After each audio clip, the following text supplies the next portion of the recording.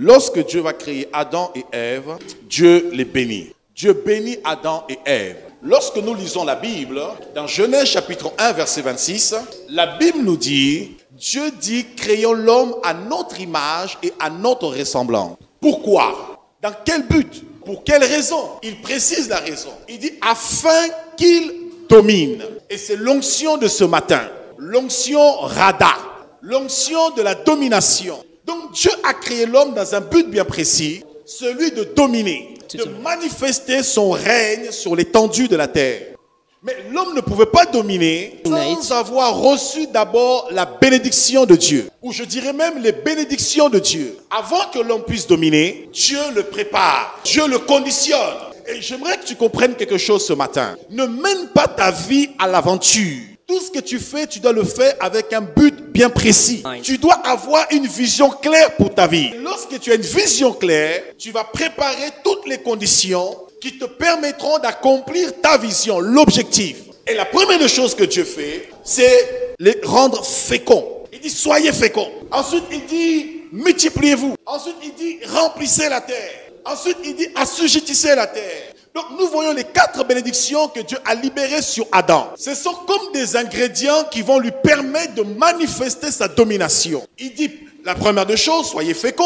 Ça veut dire qu'ils sont prédisposés à pouvoir se reproduire. Ensuite, il leur dit, multipliez-vous. Ensuite, il leur dit, remplissez la terre. Il dit, assujettissez la terre. Il leur dit, vous êtes prêts à vous multiplier, c'est-à-dire à vous reproduire. Vous ne devez pas vous limiter dans votre manière de voir les choses, parce que beaucoup de chrétiens mènent une vie limitée. Tu viens à l'église, mais tu limites Dieu par rapport à ton éducation, par rapport à ta famille, par rapport à la circonstance sociale. Comme Jérémie, Dieu l'appelle et il dit, Seigneur, je ne suis qu'un enfant. Alors que quand Dieu te voit, il ne voit pas un enfant, il voit un adulte, un monsieur, il voit un grand. Et sur le plan sociétal, tu peux te limiter parce que dans la société, il y a le chômage, il y a une crise. Rappelez-vous du temps du prophète Élisée.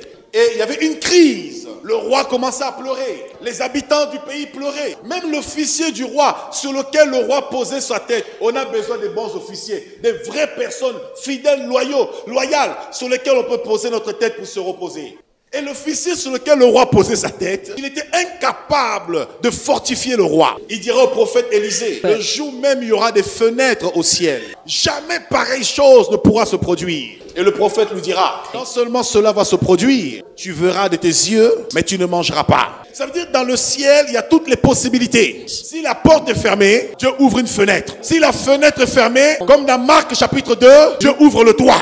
Donc avec Dieu, il y a toujours une issue. Il y a toujours une possibilité. Et ensuite, Dieu le prépare à voir grand, penser grand, avoir une vision large. Et ensuite, Dieu le prépare à prendre le dessus dans le fait d'assujettir. Quelle que soit la circonstance qui est devant toi, tu ne dois pas fléchir genou. Tu dois prendre le dessus sur la situation. Là où le diable règne, là où le diable domine, le règne de Dieu vient pour surdominer, pour triompher, pour écraser, anéantir, avec une victoire éclatante sur le diable. La victoire qui triomphe du monde, c'est notre foi. Lorsque tu acceptes Jésus, l'onction Rada, l'onction de la domination, l'onction du triomphe est automatiquement en toi.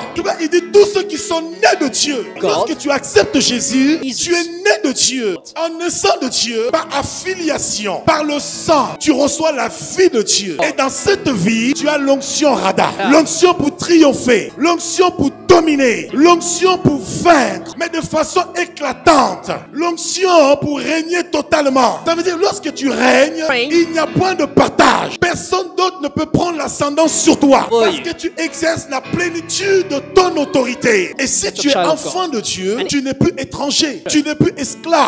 Donc ce qui est à Dieu est à toi.